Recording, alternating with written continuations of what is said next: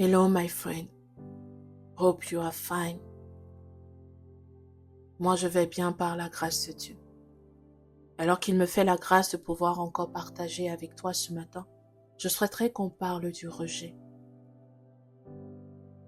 Le fait de se sentir repoussé, méprisé, dénigré, mis à l'écart. Et ce qui a engendré la blessure émotionnelle qu'on appelle le sentiment de rejet chez plusieurs. Mais on ne le sait pas toujours. Le rejet est la perception d'être exclu, ignoré ou non accepté par les autres. Cette blessure émotionnelle a très souvent de lourdes conséquences sur notre existence parce qu'elle part de l'enfance. Elle est généralement provoquée dans l'enfance, de sorte qu'on grandit avec et au fil du temps, elle s'aggrave. Mais n'empêche que, même étant adulte, on peut vivre le rejet. De toutes les blessures relationnelles qui puissent exister, parce que oui, le rejet est une blessure émotionnelle, mais c'est aussi une blessure relationnelle, puisque c'est parce que l'autre nous a rejetés qu'on a développé le sentiment de rejet. Et de toutes ces blessures, les blessures relationnelles qui puissent exister, le rejet est sans doute la plus insupportable, la plus violente. Elle a des similitudes avec l'abandon, mais ce n'est pas forcément toujours la même chose parce que l'abandon peut émaner peut naître en fait des causes extérieures à nous, des choses qu'on ne contrôle pas et qui peuvent nous affecter sans pour autant déteindre forcément sur notre estime de soi. Alors que le rejet, lui, est beaucoup plus grave parce qu'il va faire naître la plupart du temps une blessure narcissique. Car ça touche directement notre existence, notre valeur personnelle. Qu'est-ce que j'essaie de te dire? C'est que le rejet est toujours une négation de l'être. Il remet en cause qui nous sommes. Lorsque l'autre me repousse, lorsque l'autre me met à part, lorsque l'autre me rejette, cela va me faire penser que je n'ai pas vraiment de valeur, que mon existence ne devrait pas être. C'est comme un enfant qui a été non désiré, ou encore un enfant qui est considéré comme un enfant illégitime. Le rejet est là. Ou encore lorsqu'on a connu une certaine négligence des parents qui n'est pas toujours volontaire. Mais cette négligence a fait que l'on ait eu l'impression de ne pas être le bienvenu dans la famille, avec des comparaisons, des préférences qui nous ont disqualifiés, nous faisant paraître moins importants que les autres. Une négligence en ce qui concerne nos besoins émotionnels. On s'est juste concentré sur nos besoins primaires et on a négligé nos besoins émotionnels, alors que les besoins émotionnels d'un enfant sont tout aussi importants que ses besoins primaires. Parce qu'on a grandi dans un environnement où personne ne nous a dit ou fait ressentir de l'affection, nous a fait ressentir que nous sommes aimés, où personne ne nous a soutenus, ne nous a encouragés au quotidien, on peut développer le sentiment de rejet. Comme je l'ai dit, bien que le rejet trouve généralement sa source dans l'enfance, il est possible d'avoir le sentiment de rejet à l'âge adulte. Il est possible de vivre le rejet d'une certaine manière lorsqu'on fait face à la maltraitance verbale, physique et même sexuelle. Lorsqu'on est dans des relations où l'on est dévalorisé, les insultes sont constantes avec une violence émotionnelle. Mais aussi lorsque les autres ont tendance à invalider de manière systématique nos ressentis, nos avis en entreprise, partout où on passe, tout ce qu'on dit est toujours balayé du revers de la main, on ne considère pas, on ne prend pas en compte nos avis, on ne prend pas en compte. On ne prend jamais au sérieux, on ne prend pas en compte. Eh bien, il y a le sentiment de rejet qui s'installe. Parce que rejeter ce que je dis, rejeter mes ressentis, rejeter mon avis, c'est me rejeter. Et lorsqu'on a vécu le rejet, ce qui va se passer, c'est que soit on va s'auto-saboter. En faisant quoi, en fait, on va essayer de passer le plus inaperçu possible. On va éviter au maximum des gens parce que on veut éviter de s'infliger la souffrance de se voir rejeté. Et comme on ne veut pas être rejeté, alors on va s'isoler. On va s'auto-saboter en essayant de prendre la place dont on nous a privés, mais de la mauvaise manière, avec des comportements excessifs. C'est pourquoi tu peux voir des jeunes dans des lycées, dans des collèges, avoir une attitude de voyou ou de troubleur et tout, parce que Parfois, ces personnes dans l'enfance, ils ont connu le rejet d'un parent ou bien ils ont grandi en fait en n'étant pas forcément désirés, ayant l'impression de ne pas être désirés. Et dans un autre cadre, ils essayent de prendre cette place, mais de la mauvaise manière, alors ils s'auto-sabotent parce que les gens vont plutôt finir par le détester. Mais en réalité, c'est même pas forcément qu'ils s'auto-sabotent. Soit on va s'auto-saboter, soit on va trop en faire. On va tellement en faire pour éviter d'être rejeté. On va chercher la perfection en se disant si je suis parfaite, personne ne pourra me rejeter, personne ne pourra dire que elle a fait ceci, il a fait ceci, et donc je n'aurai pas à ressentir que je suis rejetée. En s'occupant des autres, en se disant si je me dévoue pour les autres, personne ne va me rejeter. Je suis toujours là pour les autres, moi je fais toujours ce qui est bien. Même si tu n'as pas envie, tu le fais parce que tu te dis comme ça j'évite d'être rejetée. On va faire tout pour réussir. En se disant si je réussis sur le plan matériel, professionnel, financier, alors personne ne va me rejeter, j'aurai de la valeur et personne ne pourra me rejeter.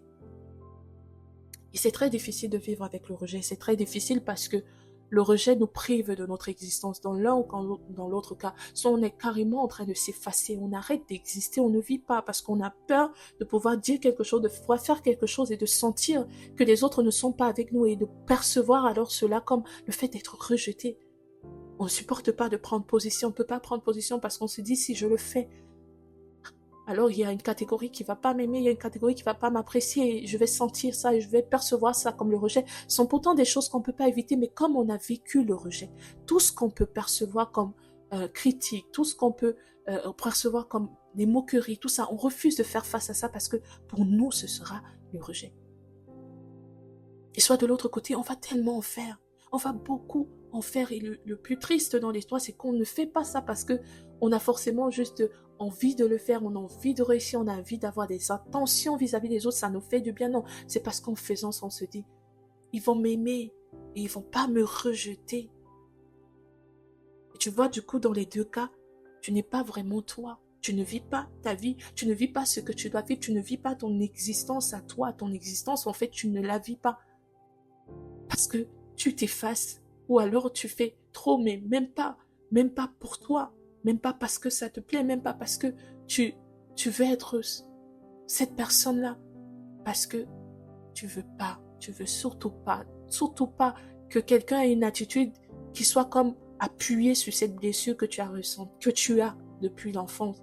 Et toi, ce serait appuyer encore sur ce sentiment de rejet.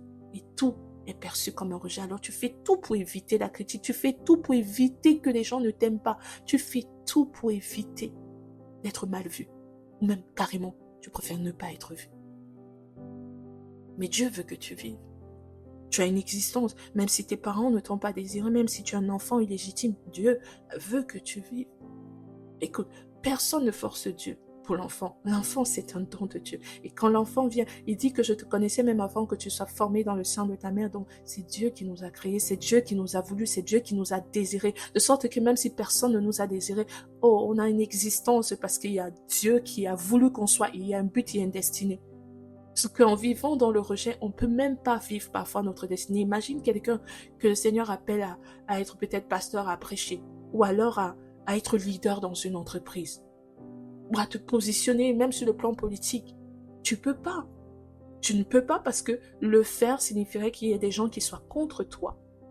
Et toi, comme tu as grandi avec le sentiment de rejet, tu ne peux pas supporter l'idée de voir des gens qui vont te rejeter ou qui vont aller contre toi, qui vont du coup te mettre de côté. Tu ne supportes pas ça. Et du coup, tu ne peux pas être dans ta destinée, tu ne peux pas vivre ce que tu dois vivre parce que tu n'es pas toi. Alors mon but n'est pas seulement de te dire ça, mon but est de te montrer comment tu peux surmonter le rejet. Tu dois d'abord apprendre à t'aimer, à t'estimer suffisamment pour savoir que tu as de la valeur, même si les autres ne te le disent pas. Tu dois pouvoir te regarder dans le miroir et te dire, comme David, que Seigneur, je te loue, je suis une merveilleuse créature, ton existence émane d'un Dieu qui a choisi que tu sois et qui t'a fait et qui a dit, tout ce que j'ai fait est bon.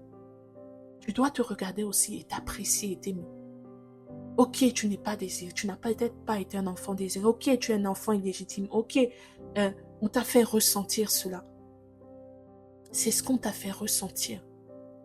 Mais toi, tu es aimé par Dieu. Tu es désiré par Dieu.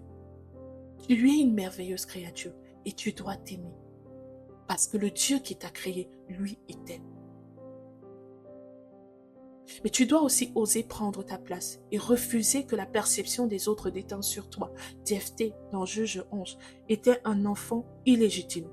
Son père l'a eu avec sa mère qui était une prostituée. Et dès que la femme de cet homme a eu des enfants, ses enfants ont grandi, ils ont chassé Jephthé, ils ont dit, tu n'auras pas d'héritage auprès de notre père, tu n'es pas un enfant, tu es un enfant illégitime. Jephthé est parti. Jephthé n'est pas resté dans son coin et dit que je suis un enfant illégitime dont je ne vais pas vivre. Non, Jephthé a continué à vivre. Il a fait ce qu'il avait à faire et comme c'était un homme faillant, un meneur de troupes, toutes des personnes se sont joints à lui et il a formé tout un groupe, il faisait des excursions et tout. Et voici les mêmes gens de sa famille qui viennent le chercher pour lui dire viens et sois notre chef pour combattre parce que les Ammonites étaient en train de faire la guerre à Israël. Et ce sont les mêmes gens qui vont venir le chercher. Et Jephthé, heureusement qu'il avait continué à vivre sa vie et à exercer et à faire ce qu'il sait faire de mieux. Et il va être le meneur de troupes et il va même devenir le juge d'Israël, l'un des juges d'Israël. Il a refusé que la perception des autres déteint sur lui. Ok, je suis pas l'enfant légitime. Ok, j'ai pas été aimé, j'ai pas été désiré, mais avant d'être enfant illégitime, je suis enfant. Je suis être. Alors je vais continuer à faire ce que je sais faire. Je vais continuer à avancer. Et je ne vais pas laisser cette perception déteindre sur moi. Mais tu dois aussi faire la paix avec ton passé. Et ça signifie que tu dois pardonner à ceux qui t'ont fait ressentir cela, à ceux qui t'ont rejeté. Parce que parfois aussi, tu sais, ils ne sont même pas conscients qu'ils t'ont fait vivre ça. Ils ne sont même pas conscients qu'ils ont produit en toi ce sentiment de rejet. Cette négligence de tes parents, ils ne sont pas forcément conscients que ça a produit en toi ce sentiment de rejet. Alors tu dois leur pardonner, tu dois dire les choses et tu dois faire la paix avec ces personnes-là. Imagine que Joseph avait refusé de pardonner. On aura le temps de parler du pardon, mais dans le cas du rejet, tu ne dois pas réfléchir, tu dois pardonner parce que c'est toi en fait. Tu bloques ton existence, tu bloques ta destinée, mais tu bloques aussi certainement celle de plusieurs. Imagine que Joseph avait refusé de pardonner et que lorsqu'il a eu l'occasion, ses frères qui l'ont rejeté, qui l'ont vendu, viennent vers lui. Alors qu'ils souffrent, ils sont en train de mourir de faim. Il aurait laissé Judas mourir de faim. Or, on savait que selon la prophétie, le libérateur devait venir de Judas. Il mettait en péril, s'il refusait de pardonner, il mettait en péril toute une génération, il mettait en péril quelque chose qui le dépasse même. Mais Joseph a refusé de vivre dans son passé. Il leur a même dit, le mal que vous avez projeté de me faire, Dieu l'a changé en bien. Il a refusé de vivre dans son passé parce qu'il bâtissait le présent, parce qu'il était dans le présent, il construisait son présent, il construisait aussi l'avenir d'une multitude. Et tu dois pardonner. Parce que toi-même, ça te libère. Parce que toi-même, ça te permet d'avancer. Tu ne peux pas vivre ton futur, ton présent, en restant tout le temps dans ton passé. Et en Dieu, tu peux trouver la force pour pardonner. Parce que tu dois être guéri de cette blessure. Tu dois pouvoir aussi te poser cette simple question, celle de te demander si tu es à ta place. Parce que parfois, lorsqu'on se sent rejeté de manière répétée, c'est que peut-être on n'est pas à sa place. Alors là où tu es en ce moment donné et où tout le temps les gens te blessent, tout le temps les gens te rejettent, tout le temps les gens mettent de côté tout ce que tu dis, ton avis, tes ressentis, demande-toi juste est-ce que je suis à ma place? Parce que peut-être tu dois juste quitter parce que tu n'es pas à ta place. Tu sais, ni toi ni moi on peut prétendre avoir connu autant de rejet. On peut pas prétendre avoir vécu intensément le rejet tel que Jésus. Jésus a été rejeté. Les siens n'ont pas cru en lui au départ. Il a été rejeté même vis-à-vis des gens à qui il a fait du bien quand il était à la croix. On s'est moqué de lui. Mais si Jésus n'avait pas su prendre position et dire la vérité, quand il disait la vérité, certains le rejetaient. Mais s'il n'avait pas su le faire, où est-ce que toi et moi on en serait? Et si à la croix il avait refusé de pardonner, où est-ce que toi et moi on en serait? Alors qu'il était en train de faire face au rejet, mais qu'il a choisi de pardonner, où est-ce que toi et moi on en serait aujourd'hui? Alors, je t'encourage à te tourner vers lui parce que lui, il comprend. Certes, lui, il n'a pas vécu le sentiment de rejet. Il a été rejeté, mais ce n'est pas devenu un sentiment, une blessure qui s'est installée en lui. Mais il te comprend parce qu'il a vécu le rejet. Et il peut donc t'aider à surmonter cela en t'amenant à pardonner, en t'amenant à considérer ta valeur personnelle et en t'amenant à oser prendre ta place et refuser que la perception des autres détende sur toi parce que c'est ce que Dieu dit qui est important, pas ce que les autres disent. et ce que toi-même tu dis de toi, alors qu'est-ce que tu dis de toi? Tu es béni abondamment.